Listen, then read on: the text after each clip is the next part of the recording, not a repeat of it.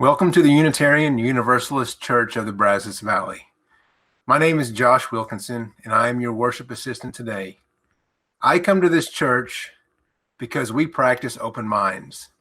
We are challenged to seek our own answers from the writings of many faiths and from our observations of the world around us. We are a welcoming congregation, which means we celebrate and welcome all people of any sexual orientation, race, age, gender identity, ability, or belief. So whoever you are, wherever you have come from, wherever you are on life's journey, you are welcome here. Honoring the value of spiritual freedom and diversity, we have no statement of doctrine. As a covenanted community, we search for the truth and how it applies to ethical living. Unitarian Universalism is a faith of covenant, not creed. Welcome to our visitors. We are glad you are with us today and encourage you to come back for several services. We encourage everyone to visit our website, brazos-uu.org, and our Facebook page to keep up with what's going on. Contact our administrator at admin@brazos-uu.org, which you will see which you will see in the chat box now, to receive our monthly newsletter and our weekly eCast. On the website, you can sign up to become a digital member of our community. If you want to know what it means to be a member of this church or are interested in joining, please contact our minister, Reverend Christian Schmidt, by email at minister@brazos-uu.org, which you will see in the chat box now. Reverend Christian is our preacher today, and his sermon today is titled, Labor Comes Home. Friends, welcome today as we honor labor. We honor those who work in the fields and on the internet and in 1,000 other places. We honor those who are well compensated for their work and those who are not. And we honor the worth of work well done, wherever it happens, whoever it does it. We honor labor. We honor all those who labor. Let us worship. I invite you to light your own chalice, if you have one, with me as I light our chalice today. Please say our chalice lighting words with me. We light the chalice, the symbol of our Unitarian Universalist faith, as a beacon of hope for all who seek justice, dignity, and compassion, and in celebration of the life of truth and meaning we share together. Join us in affirming the mission of our church. Love is the spirit of this church, and service is its gift. This is our great covenant, to dwell together in peace, to seek the truth in love, and to help one another. For our Time for All Ages today, we'll have a video in just a moment, but I wanted to introduce it. This is a very famous story. It's called a parable from the Bible. Jesus tells it about the workers in the vineyard. And I'm going to talk about it a little bit later in the sermon too. So I invite you to enjoy this video. It was actually made by congregants at the church where my wife serves. So I'm very happy they gave permission to share it with you.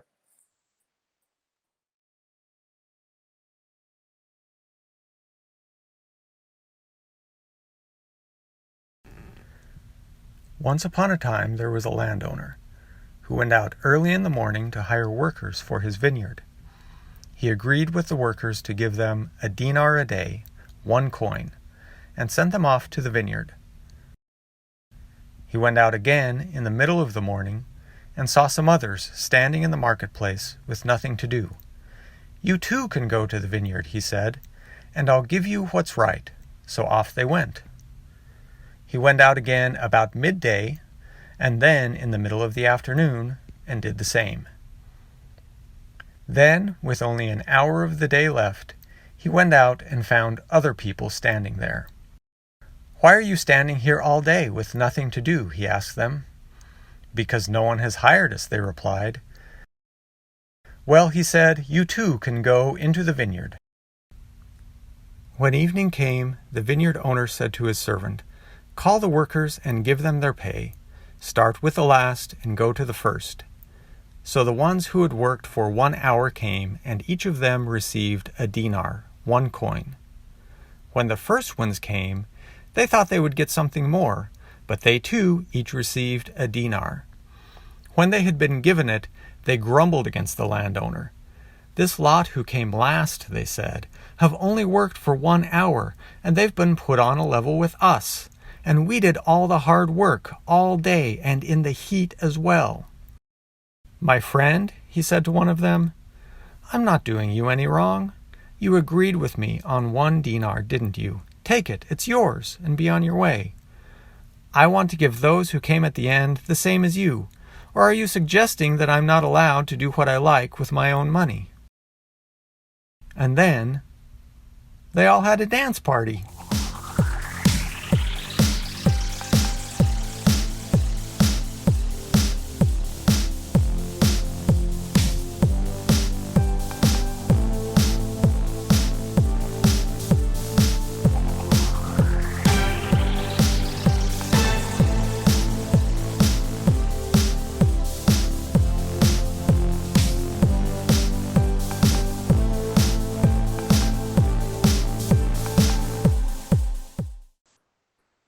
If we were having worship service in person, this is the time when we would pass the basket. This church shares the proceeds of the offering plate donations every week to support important nonprofit organizations in which we work. We are proud to support UU the Vote for September and October. Many of us are working on this grassroots effort to engage and inform voters who need to reclaim their voting power. If you wish to make an offering, you can mail your check, or for convenience, you can donate online. On our homepage at brazos-uu.org, you can find our mailing address at the bottom, and at the top, you will see a Donate Here tab to click to see donation options. May each of us look into our hearts. How much love, how much generosity, how much faith, how much gratitude, how much hope is there? Just go to https://www.brazos-uu.org/donate-here, which you will see in the chat box now. We give thanks for these gifts we have given, for those who receive, and for each other.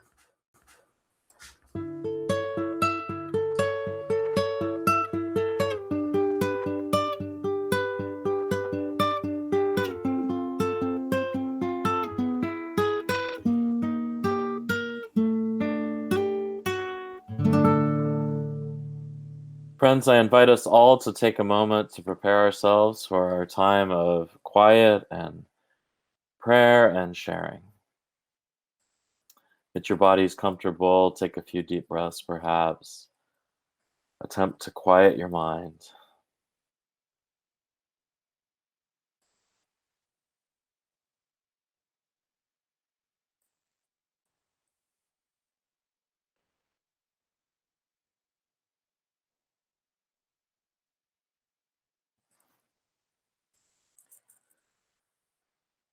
I share with you today a prayer by my colleague, the Reverend Jude Geiger, who writes this. Spirit of life, source of love, as summer slowly comes to a close, the air perhaps just begins to turn toward crisp. Help us to find a breath before the crush of the year of work and learning comes anew. Teach us to pace ourselves, to remember to find times of quiet and stillness, to appreciate one another, returning to the places that nourish our souls so that when we reach out, when we strive for family and home, we do so knowing who we are with kindness and care. In the life of our nation, we remember this Labor Day weekend all the activists and organizers who helped lift our country up to be its higher self through offering more fair work, fairer in time and in safety. May we find new ways to build an economy that treats us all with equity and compassion. We especially hold in our hearts this hour the people of Portland, Oregon, and Kenosha, Wisconsin, who, in the face of the murdering of more and more Americans by our state, have their protests met with tear gas, assault rifles, and weaponized white youth. Teach all the nations new ways to respond to the needs of the most vulnerable with speed and diligence. Open our eyes to what is happening on our streets. May our hearts not be hardened to the plight of those far from our gaze. And we pray that our own nation, built on the dreams and struggles of generations of immigrants and refugees, find the spirit to renew our former pledge to all the tired, all the wretched in need, with a sense of humility. For we have forgotten from whence we come when we ignore another who is lost and far from home, or make excuses for yet another senseless killing. We invite all here now to lift up the joys and sorrows they are holding in their hearts and minds now, so that we might share them all together. Please feel free now to express any joy or sorrow you wish to share with everyone in the chat box at this time. Let us hold in our hearts any joys and concerns that go unspoken.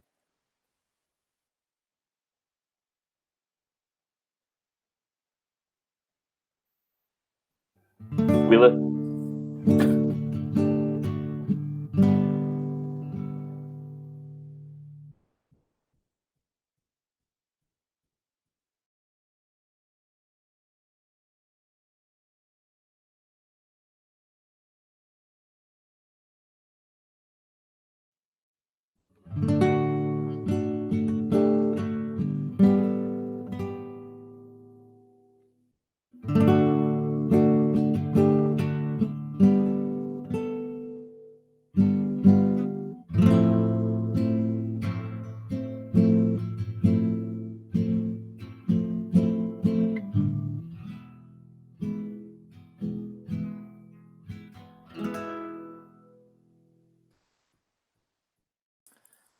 Our reading today is called The Labor of Our Days by Jennifer Willett, who writes, "What images come to mind when I say Labor Day? Chances are you think of the holiday weekend and celebrations with loved ones, the federal holiday, perhaps unions and the cause of a working wage and benefits, maybe the history of the struggle of working people to have a fair share of the profits from their work. And those are all great. But now I want you to think of your parents and caregivers, the parent that fed and bathed you, nurtured you, taught you the building blocks of how to be in the world. Now think of your elders, who shops for them, goes to the doctors with them, cleans for them, cares for them when they begin to fail. Now think of those that have physical and mental challenges of differing degrees. They come in all ages. Who assist them in the daily tasks that make day-to-day life easier, sometimes possible at all. Much of this work is unpaid labor, yet the work of homemaking, childcare, elder care, and differently abled care isn't part of our economic system. It doesn't count on our GDP, but our society would collapse without it. Now consider the other non-paid labor we do to mentor and educate, to assist and advocate, to entertain and enrich the community, the country, and the world. Think of all that we do for our neighbors and friends, our community, to make life better. This too is labor. A paycheck isn't the only measure of our work. Without this labor, our world would be a lonelier and more desperate place. So honor your labor. If you work for money, this holiday is for you. If you work for love, this holiday is still for you. Our work makes the world better. Enjoy your weekend.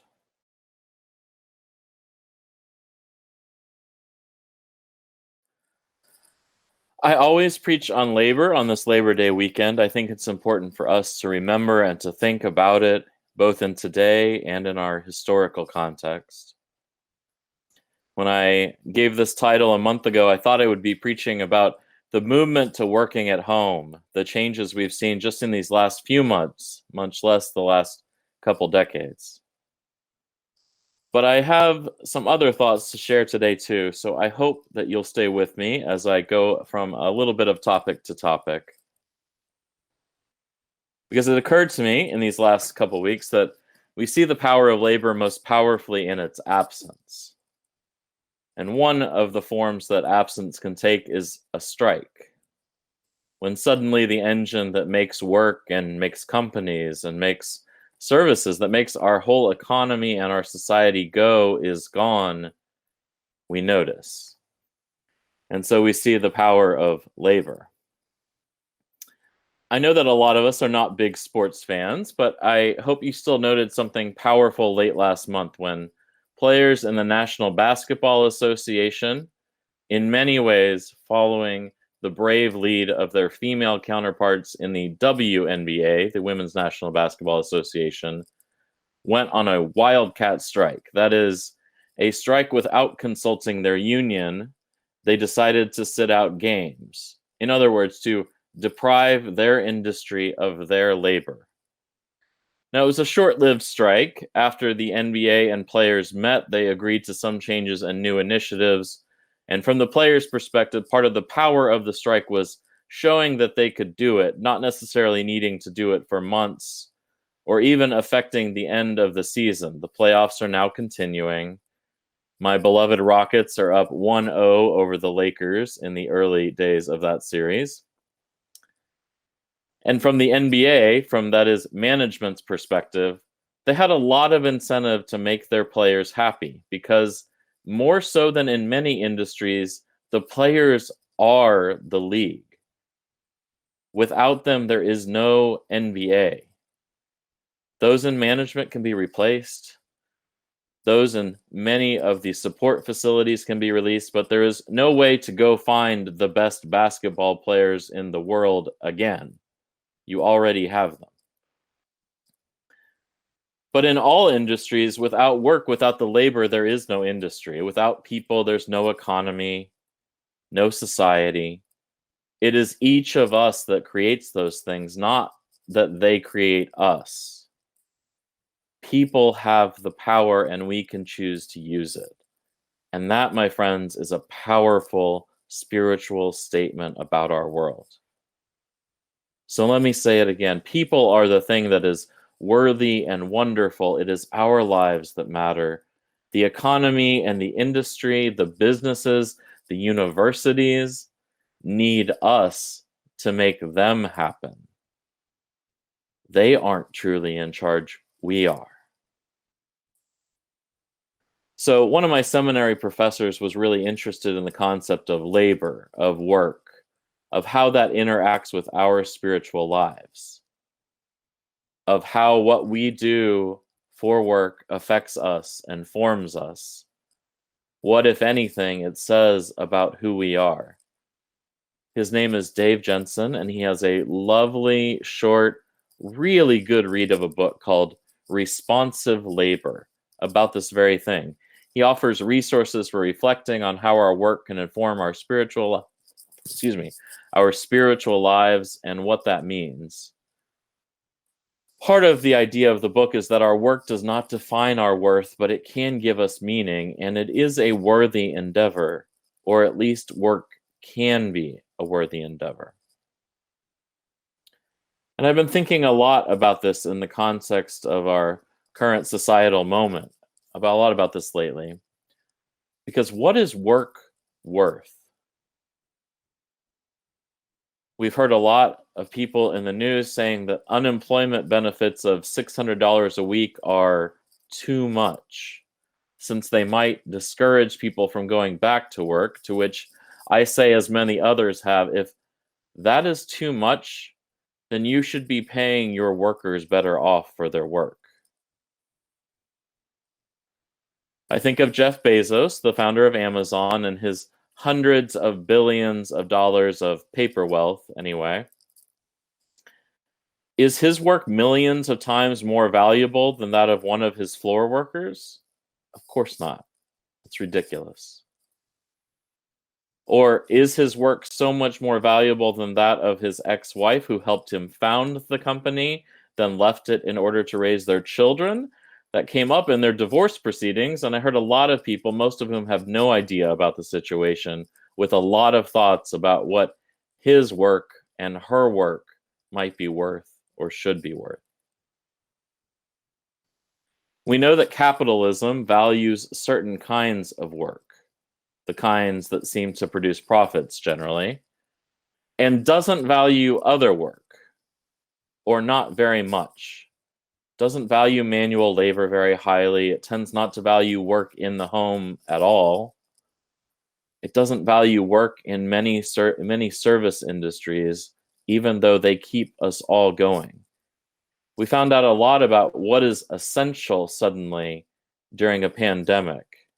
And it isn't always the jobs that have been the most compensated or most well thought of in the past. So our Time for All Ages today gives us a different view of the situation.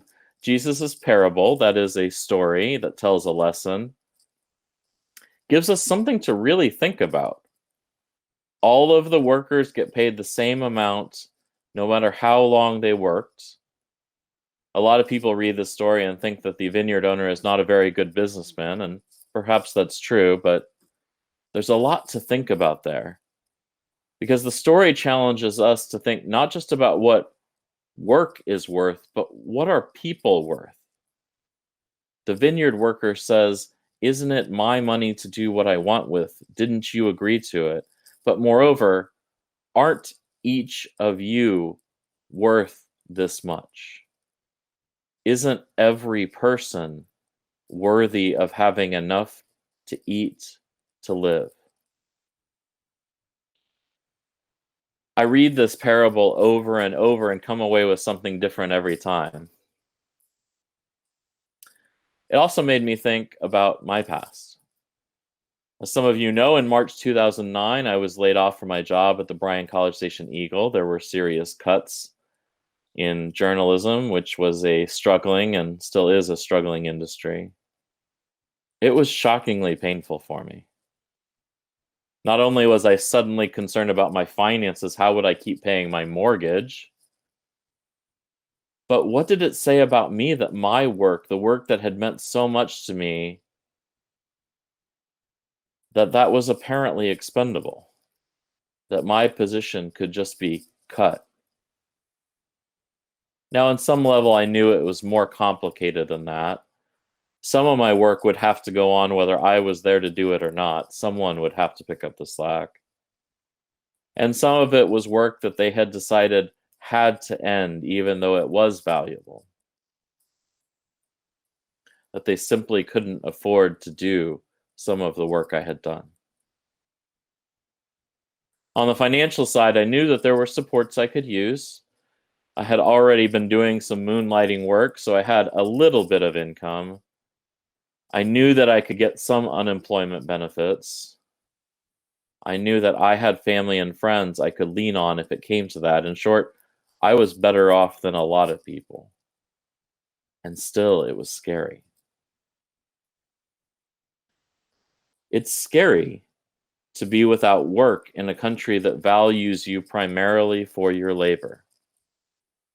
It's scary to be out there not knowing if you have an income or not knowing how long you might have health insurance. And perhaps that brings us full circle. back to the protest strikes of recent weeks, from the WNBA to the NBA to some Major League Baseball teams, including the Astros. They went on those wildcat strikes, that is, again, without consulting their union, though it should be pointed out that most professional sports leagues ban strikes. They're specifically forbidden according to the collective bargaining agreements, which perhaps is why some of the news coverage tended to call them boycotts or protests rather than what they really are, strikes. Because as you may have heard, the players didn't strike for better working conditions, though athletes have certainly done that in the past, and I assume will again one day. They didn't strike to get a new contract. They went on strike for their lives and for the lives of all people, but especially Black people in this country. The players in the 2 basketball leagues are overwhelmingly Black. And the baseball teams that protested, including my beloved Astros, have some Black players and were protesting in support of their allies and colleagues. The players' demands were simple. You can look them up, but in brief, they were for the leagues to take more seriously and support racial justice. The NBA and WNBA are perhaps further along on this than most sports leagues, but still have a long way to go. They demanded that politicians do something. The Milwaukee Bucks, looking at their home state of Wisconsin, asked the legislature to come back into session and to do something, anything, to help. Demands that have been ignored for too long. And more broadly, the players went on strike for people to take notice and begin to make a difference. So on this Labor Day weekend, I'm thinking that all humans are worthy not because of the work they do, but simply because of who they are. And that we will only truly live into the beloved community, into what we wish the world would look like when Black lives matter in this country. So we have the power to make this happen through many means, through voting yes, through protesting, and yes, striking if necessary, and through everything we do, every conversation we have, every time we spend money, we have choices to make about the world we want to live in. I'm glad that all of you are here today, having made the choice to be a part of this community and be in concert with its commitments to make a better world, to seek social justice, to scream from the rooftops that Black lives matter. Tomorrow, I hope you enjoy your day of rest. If it is a day of rest for you, if you're working, I wish you the very best. On this Labor Day weekend, may all of us remember the power of labor and also that we are worthy, whole, and wonderful beings, no matter what work we do. May it be.